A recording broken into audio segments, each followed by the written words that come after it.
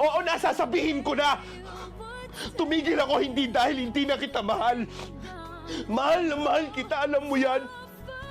Bumitaw ako hindi dahil ayaw ko na sa'yo. Bumitaw ako kasi alam ko na mas yun yung tamang gawin.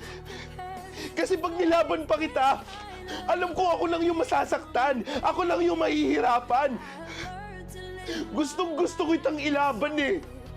Pero alam ko na kahit anong laban ko, hindi pa rin ako yung pipiliin mo. Kaya kahit sobrang sakit, mas pipiliin ko na lang na tumigil. Kasi yun lang ang alam ko na tanging paraan para maging malaya kang mahalin siya.